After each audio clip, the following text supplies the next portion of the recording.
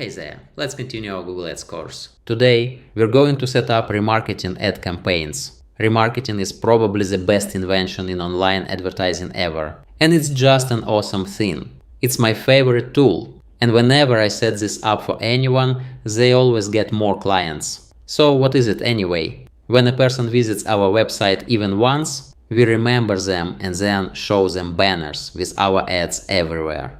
On third-party sites in Gmail, YouTube, and so on. It's a great strategy for us as advertisers. When we advertise through search, people visited us, thought about it, didn't buy immediately, and went about their business. For those who focus on organic promotion and don't like ads, you also absolutely must do remarketing.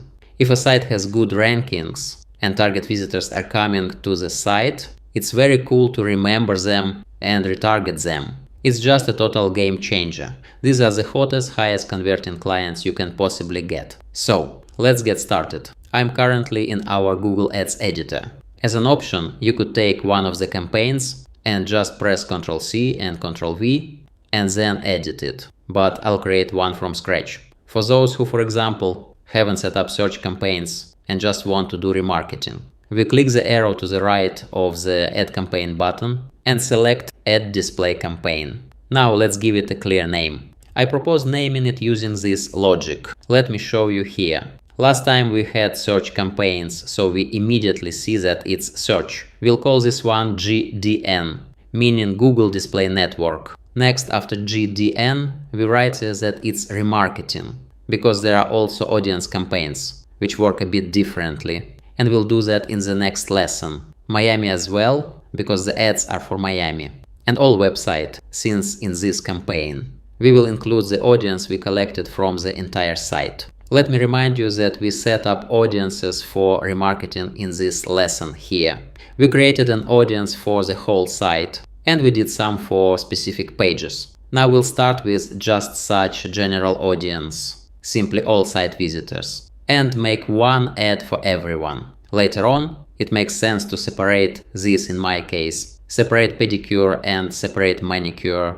That would generally be a pretty good solution. But right now, I'll do it for everything immediately. Why? I'll tell you later, although those who were attentive in previous lessons might guess why I'm starting with a general campaign. To keep the name from taking up too much space, I'll shorten it. Instead of GDN, I'll leave DN. Instead of remarketing, I'll leave just remark. When webmasters create websites for themselves, write some interesting articles there that people find through search, go into them and read, ads appear there from time to time. Ads come in two types. Of course, there are teaser networks like enlarge your penis in 15 minutes. And then there's the display network of Google itself, where our ads are checked thoroughly, and on such sites, obviously, normal ads get into those blocks. It's good for webmasters too, they don't host garbage on their sites. And if we, let's say, paid for this click, roughly speaking $1,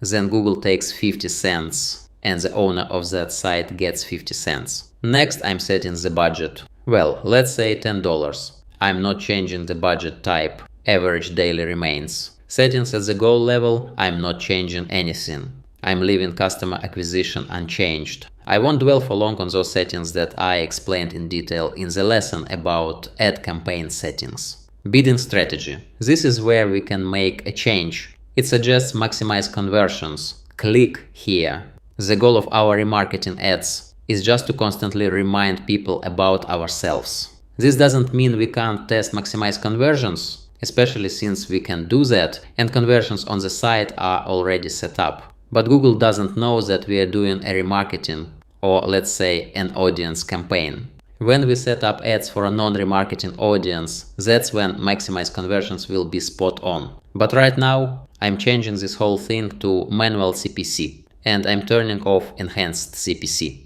Click OK. When we created the campaign, we immediately selected its type. There is an option to just press Add Campaign. Then a simplified fill-out form would have opened for you, which I recommend closing immediately. But it's not about the form, it's that then we would have selected the campaign type here. But we already have the correct one selected since we click the down arrow on the Add Campaign button and immediately chose the Add Campaign type we needed. Anyway, we aren't changing anything here. I'll scroll down a bit. We aren't interested in search partners. We have the display network, and there are no search partners anywhere near it. Include display network, of course. It's included because that's exactly what we are setting up. We don't touch anything else. We don't touch devices either. A bit later in this lesson, we will exclude impressions in mobile apps, where people just accidentally click on ads and drain the budget. And sometimes an app asks to watch an ad, which for us is most often an absolutely useless waste of money, but there will be a bit more on that later. Ad rotation. Oh, this is an interesting thing, by the way. Actually, right now it's set to optimize for best performing ads. But here, when we just want to remind people about ourselves, this efficiency is, well, not that interesting to us. Because when you, for example, are driving through the city and see the same billboard, it gets old and you develop this banner blindness. And at some point you just stop noticing it. That's how it works. Let's say we always see our nose. Literally always. But our brain just subtracts it from the picture so it doesn't bother us. It's the same with banners, so it makes sense to show different banners. Therefore, this optimization can be set to rotate evenly. But we will have only one responsive ad, and all combinations will be tested inside it. So I am not touching anything here. Frequency capping. Click here. It's currently turned off. When we were setting this up in the search campaign, I said that this setting shouldn't be touched. We need our ad to show every time someone types in the query we are interested in. We want the ad to appear. Here I just told you about banner blindness, basically so we don't annoy the heck out of people, just so we don't harass the person. We could show up always, but if we show up to them for 6 months absolutely all the time, firstly, they'll just get sick of us. Or even worse, on every ad you can click a little cross and say, don't show this ad anymore, like it's annoying. And that's it, and we won't be able to reach them. That is the saddest part, so it's desirable to limit the frequency of impressions. However, don't do this at the start. Let the ads activate and impressions start flowing. And then, if necessary, you can come back and set a frequency cap. Usually 10 impressions per person per campaign is enough. For now, I'm leaving everything as is. Language targeting. For those unaware, this video is being recorded as part of a free training course on Google Ads. And we had a lesson on setting up ad campaigns here. We talked about this in detail there. Here in our case we select all languages. Click OK. Location targeting. Click on the pencil next to United States and it will now take us to keywords and targeting in the location section. Click here. There it opened for us. I'll simply remove this location, turn on any random campaign, select the locations that already exist. In this case there is only one, but you might have a lot more. Copy, go back and just paste the copied locations. By the way, for understanding for remarketing, if our traffic is clean, then for remarketing we can actually not include a location and show ads all over the world. But we won't actually show all over the world. We will show specifically to those people who visited the site. That is, if, for example, a person being in Miami typed pedicure, then flew somewhere to another state, we will still show up to them because we remembered them and it doesn't matter to us where they are right now. For some types of business, this works. Ours is a local business, so we need to set the location. Let's go back to the campaign level. Content exclusions. Click. Before the actual start of our remarketing ad campaign impressions, don't touch anything here. Sometimes it doesn't launch if we selected a lot of things here. Once the impressions have started, then you can come back here and check the boxes next to those topics where you don't want to show your ads. That is, what you don't want to associate your brand with. Let's say sensitive content. Check the box if we don't want to show our ads next to all sorts of delicate social issues. So you can just remove all this. In principle, this type of content isn't that bad, but Google understands that it's still a slightly sketchy topic, which is exactly why it highlights them separately. So just check 3 boxes here to select everything. This way we won't show up next to all sorts of weird content, let's put it that way. But at the start, as I said, leave it as is. Targeting method and exclusion method, leave unchanged. If in your case you need to change it, change it. We analyze this in great detail. with examples in the lesson about campaign settings. An extremely important setting that we need to configure is in the keywords and targeting section. Select it, uncheck hide empty types. Select mobile app categories, negative, so we don't advertise in mobile apps. Click add negative mobile app category and select campaign level negative mobile app category. Select our remarketing campaign and click OK. Select all apps and click OK. That's it. Now we won't be advertising in these trashy games. That is, at the moment a person is playing some game, some ad message pops up and they accidentally click on it and bam, your budget is gone, just like that. Again, when it's remarketing, well, maybe it's not that much, not such a huge drain. But when we set up audience campaigns, it's just unreal trash. It's just a total budget drain. Google knows this perfectly well and calmly makes money on it. But no matter, we did it and we saved money. For audience campaigns, not turning off this setting is wasting 95% of the budget. Now I'll hide the excess stuff, go to the ad group section and select only our remarketing campaign on the left, so nothing distracts us in the center. We don't have an ad group and we need one, because that's exactly where we'll be adding the ad. Logical. I'll select this name here. Just copy it because I'll name the ad group exactly the same. Click Add Ad Group and paste the copied name from the campaign itself. Maximum CPC. Well, let's say let it be $1. For remarketing, you can basically put any numbers. You still don't see any competition metrics. We'll simply try different costs per click and watch for it to work. If all ads are approved, the audience is there. But there are no impressions. Just slightly raise the cost per click until impressions start. This is, by the way, for your understanding, the most expensive type of advertising.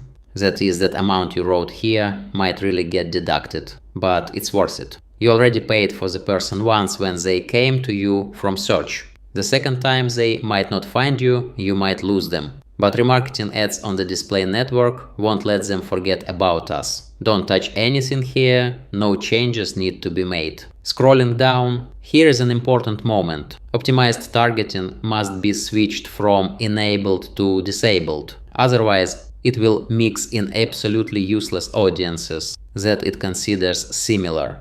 And not a little bit, but a lot. Guaranteed 95% waste. Scrolling down, we don't care about all this, because our only setting will be adding the remarketing audience. Nothing else will be added, so don't touch anything here. Even if we touch something, it won't affect anything.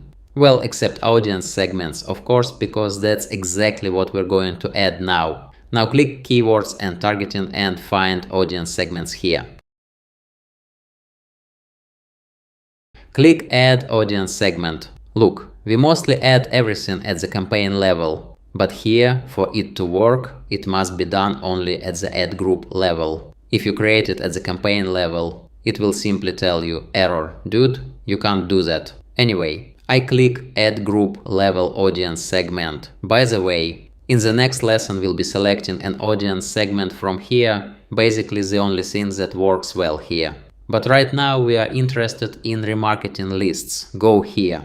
I'll expand the window and some columns to fit more data on the screen. Remember these lists? We created them in the Google Ads interface. Remember, manicure 540 days, pedicure 540 days, entire website 540 days, entire website 90 days. That's what we need. By the way, here it says duration, but in the interface, by default, this data isn't there. That's why we wrote the days in the name. Anyway, I'm choosing this most extensive one to start with. I'll explain why in a moment. Entire website, 540 days. Click OK. Look, some yellow thing. I hover to read, and it's what I already told you about. Your audience segment has fewer than 100 active users. It says here that until there are 100 active users in this audience, we won't be shown, meaning our ad will be inactive. But this doesn't bother us in any way. We are preparing everything in advance. It's not an error. It's just that when our audience gradually fills up via search, at a certain moment there will be those 100 active users. Active, because when it says 100 there, it won't launch. It will continue to accumulate. And at some point, impressions will start. Sometimes it happens at 120, sometimes at 200 users. Well, based on the actual numbers written there. Because nobody understands what active means. There is no explanation for this in Google Help. Google managers don't know this. That is, the ad will simply wait for the audience to gather. The audience will gather and the launch will happen. While our remarketing audience is empty, Google might think that we want to advertise to absolutely everyone. So put this ad on pause or set a budget limit of literally $1 at the start while it's empty. So what have we done? We made a campaign, we made an ad group, we did all the targeting settings, excluded mobile apps, and now we need to create an ad. Open the ads section and scroll to responsive display ads. Click add responsive display ad. Briefly right away, detailed later. Long headline, because sometimes it shows with a long headline. Below a bunch of headlines, a bunch of descriptions, business name, company logo, image, and the link the person will go to when they click on our ad. When you understand for yourself how all this works and you have images ready, you can create all this calmly right here in Google Ads Editor. But right now, we will create this in the web interface for two reasons. Firstly, just so you can visually see what it looks like there, so you have more understanding in your head. And second, it's cool that in the web version Google allows using images from Shutterstock. Shutterstock is a paid photo stock. There are very high quality images there and they are very expensive. But for us as advertisers, we can use them without extra payment in our ads. That's cool. Anyway, I'm deleting this empty ad and publishing the ad campaign without ads. That's allowed too. Click post and post again. There it goes. Everything is published. I go to the web interface, refresh the page, and here is our Ad DN Remark Miami all website. I click on it, specifically on it, that is not the pencil to change the name, not the gear to open settings, but just click on the name. To create an ad, you need to click this plus sign and select responsive display ad here. By the way, just for information, upload display ads, we rarely need that, because responsive ads are awesome. That is, you just add text, add pictures, and they adapt themselves to different banner sizes and content colors. It integrates so nicely that it's just amazing. That is for us minimum work and a bunch of different combinations. Very cool. Click responsive display ad here or here, it doesn't matter. First thing, need to add the final URL. Go to the site. I will drive traffic to the main page. By the way, I didn't say why I'm doing it specifically to the main page now, not separating manicure and pedicure separately. Although that would be much more correct, so that for people who entered via a manicure ad show manicure, and those who are on the pedicure page show pedicure. The whole trick is that collecting an audience with 100 active users from the entire site is faster than from some specific separate pages. When the audience gathers there, of course, we will make a separate ad for manicure and a separate one for pedicure. Although over fanaticism isn't needed here. So I copy the URL of this page, go back and paste it. Now need to write the business name. I'm called Vibe Nail Studio Miami. Below it writes, add up to 15 images. We need to add all 15. The more variants we make, the better.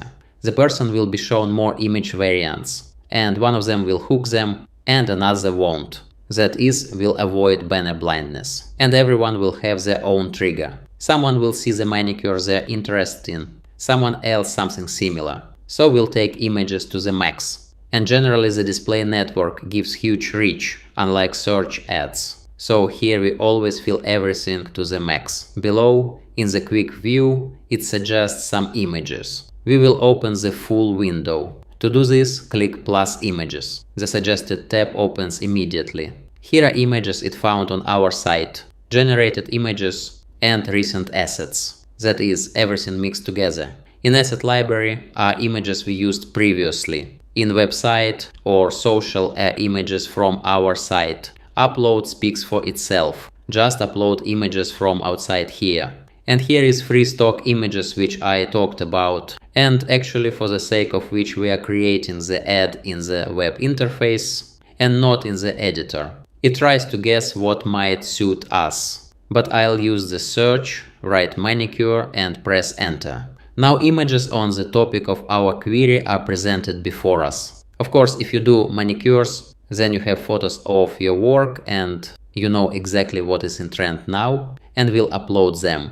But there are niches where having your own good photos might simply be impossible. Then high quality photos from Shutterstock are just top notch. Let's say I want to use this image. Click on it. We can use three different aspect ratios: landscape 1.9 1:1, square 1:1, and vertical 9:16. On different platforms in different ad formats, any one of them might be used, so it's better to add all formats. That is 5 images and 3 formats for each. That will count as 15 images in total. Right now we have the landscape format selected. You can hover the cursor and move it so that it all looks good. I'll switch to square. You can also move it as you need. Sometimes Google selects not what is needed. I'll show that later. We can't make a vertical image from here, since the size 1000 by 666 is insufficient for the vertical size. Click Select 2 ratios. And now it writes that I have selected 2 images out of 15.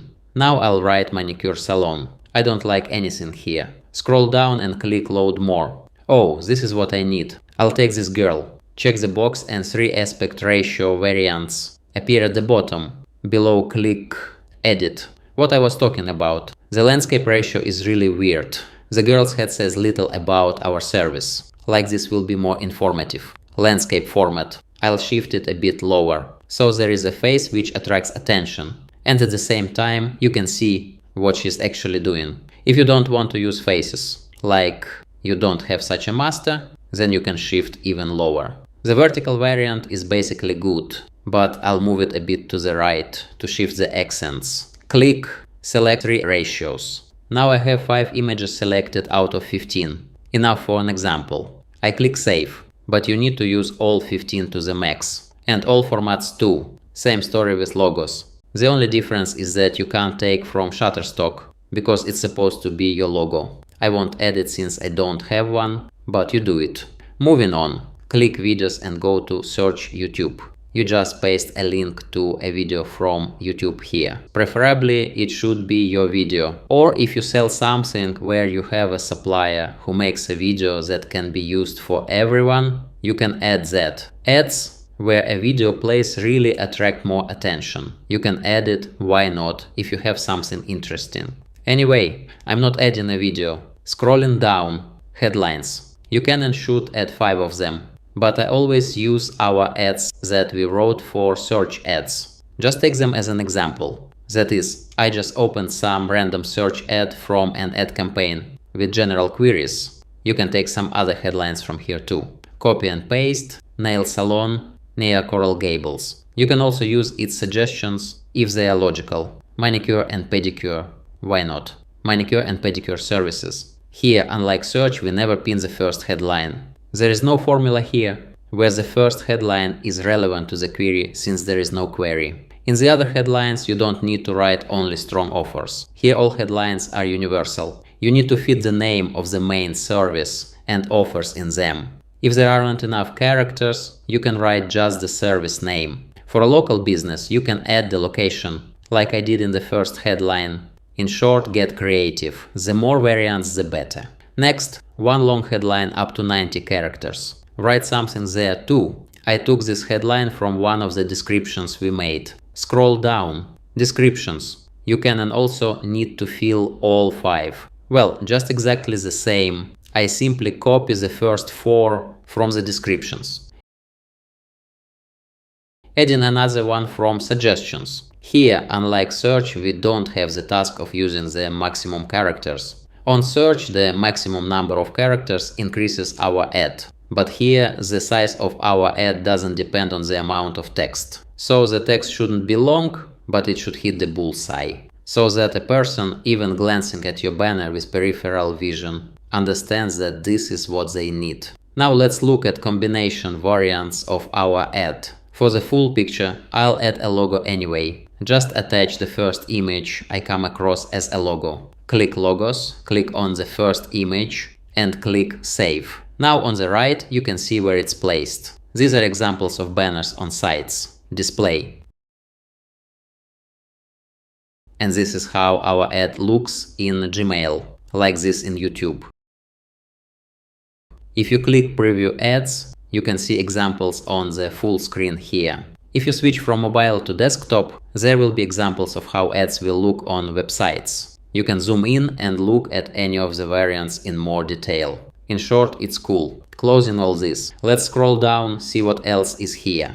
Additional format options. You don't need to touch this, but I'll just open and show. At some point, Google simply added these various options, and in old ads that we had, we needed to go in and manually check that, yes, I want to use these new formats. But for you, when we create a new ad, all checkboxes are checked initially, so just don't touch anything here.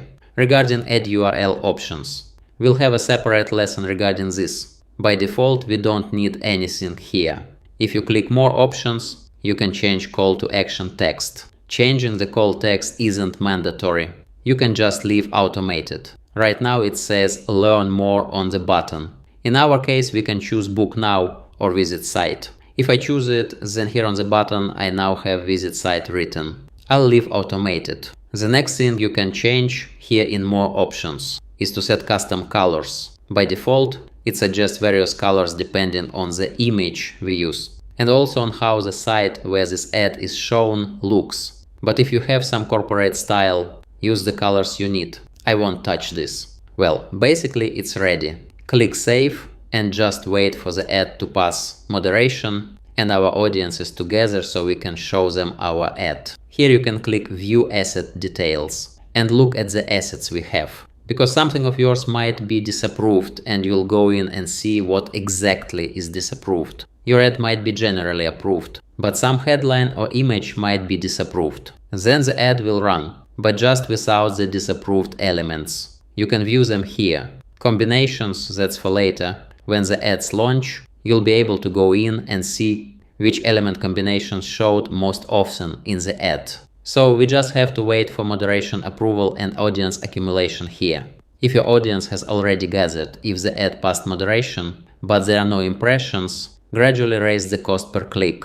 By the way, this applies to search ads too. Sometimes it makes sense if everything is normal, everything is already approved, everything is good, but there are simply no impressions. Go in and raise the cost per click several times over. When impressions activate, you can gradually lower it back. Or the second option, if that doesn't work, change the strategy to maximize clicks. This is the most disgusting strategy in terms of efficient budget spending.